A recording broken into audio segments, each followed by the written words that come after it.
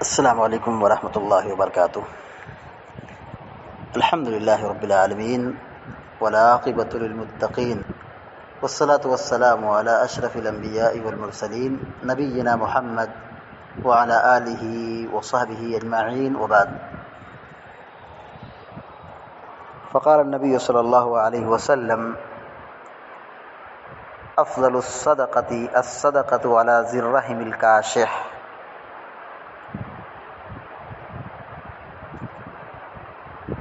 ابھی آپ کے سامنے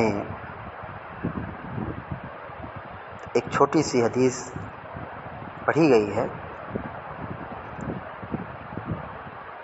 جس کو علامہ البانی رحمہ اللہ نے صحیح الجامع الصغیر کے اندر ذکر کیا ہے اور اس روایت کو صحیح قرار دیا ہے۔ نبی کریم صلی اللہ علیہ وسلم فرماتے ہیں افضل الصدقۃ علی ذی الرحم الکاشح۔ افضل صدقہ، سب سے افضل صدقہ وہ صدقہ ہے جو ناراض رشتہ دار پر کیا جائے، صدقہ دیا جائے۔ اس حدیث میں اللہ کے نبی صلی اللہ علیہ وسلم نے رشتے ناتوں کو جوڑنے کا اور مضبوط بنانے کا حکم دیا ہے۔ اگر کسی طریقے سے ہمارے رشتہ دار کے درمیان کبھی کسی بات پر ناراضگی ہو جائے، اختلاف ہو جائے، تو ایسے رشتہ دار کو چھوڑنا نہیں چاہیے، بھولنا نہیں چاہیے، بلکہ تحفہ تحائف کے ذریعے سے، ڈونیشن کے ذریعے سے، مالی تعاون کے ذریعے سے، یا پھر اپنے صدقات اور زکوٰۃ کے ذریعے سے راضی کرنے کی کوشش کرنا چاہیے۔ اللہ کے نبی صلی اللہ علیہ وسلم نے اس صدقے کو سب سے افضل صدقہ قرار دیا ہے، جو صدقہ اپنے روٹھے ہوئے رشتہ دار کو دیا جائے۔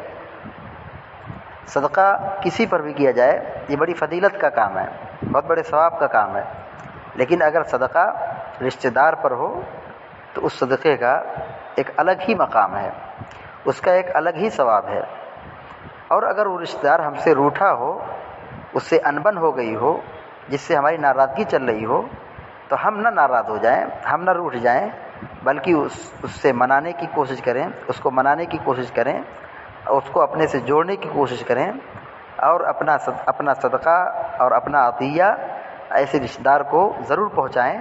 ہو سکتا ہے کہ ہمارے دینے اور ہمارے احسان سے اس کے دل کی کدورت دور ہو جائے، اس کے دل کی ناراضگی ختم ہو جائے۔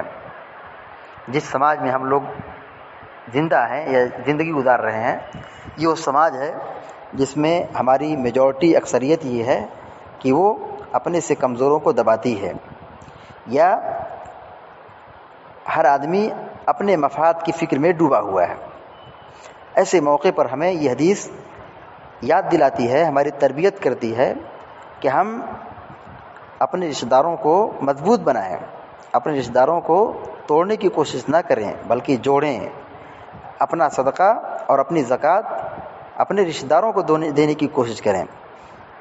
ایسے صدقہ اور صدقہ کی ایک الگ ہی فضیلت ہے۔ وہ کیا فضیلت ہے؟ اللہ کے نبی صلی اللہ علیہ وسلم نے سب سے افضل صدقہ قرار دیا ہے کس صدقے کو؟ جو رشتہ دار پر دیا جائے یا خرچ کیا جائے۔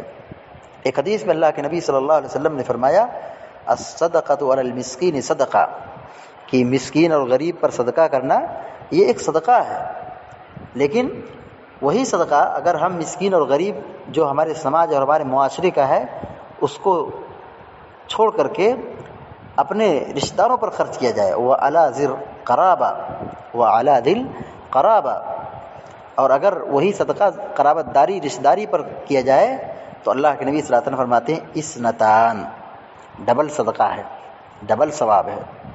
کیسے؟ صدقۃ وصلۃ، ایک تو صدقہ کا ثواب، خرچ کرنے کا ثواب، اور دوسرا رشتہ داری کو جوڑنے کا ثواب۔ تو ہماری اور آپ کی یہی کوشش ہونی چاہیے کہ ہم اپنے رشتہ داروں کو ہر ناحیے سے مضبوط بنانے کی کوشش کریں، صلہ رحمی کے تقاضوں کو پورا کریں، اور اگر ہمیں صدقہ اور خیرات نکالنے کی ضرورت پیش آئے تو ہماری ترجیح اور ہماری توجہ اپنے رشتہ داروں کی طرف ہونا چاہیے، اور بالخصوص ان رشتہ داروں کو ذرا توجہ کے ساتھ دیکھنا چاہیے، زیادہ خیال رکھنا چاہیے جن سے ہماری انبن ہو جاتی ہے، جس سے ہمارے اختلافات قائم ہو جاتے ہیں۔ تو یہ حدیث ہم سب کو ایک بہت بڑا پیغام اور بہت بڑی نصیحت دیتی ہے کہ ہم روٹھے ہوئے لوگوں کو، چاہے وہ ہمارا سگا بھائی کیوں نہ ہو، ہمارا رشتہ دار کیوں نہ ہو، ہمارا پٹیدار کیوں نہ ہو، ابو کی طرف سے رشتہ داری ہو، امی کی طرف سے رشتہ داری ہو، بیوی کی طرف سے رشتہ داری ہو، یا بہن کا رشتہ ہو، جیسا بھی امکان ہو ہم اپنے غریب رشتہ داروں کا خیال رکھیں، یا روٹھے ہوئے رشتہ داروں کی ہم سپورٹ کریں، ان کی مالی مدد کریں۔ اس سے دل کی کدورت دور ہوتی ہے، خرچ کرنے سے، ہدیہ دینے سے، پیسہ خرچ کرنے سے محبت پیدا ہوتی ہے، اور پھر صلہ رحمی میں برکت آتی ہے، اور جس سے ایک خوشحال زندگی آدمی گزار سکتا ہے۔ اللہ رب العالمین سے ہم دعا کرتے ہیں کہ اللہ تبارک و تعالی ہم کو، آپ کو اور سارے مسلمانوں کو اس حدیث کی روشنی میں عمل کرنے کی توفیق عطا فرمائے، آمین یا رب العالمین۔ اقول قولی ھذا واستغفر اللہ لی ولکم ولسائر المسلمین فاستغفروہ انہ الغفور الرحیم، وصلی اللہ علی نبینا محمد وعلی آلہ وصحبہ اجمعین۔ السلام علیکم۔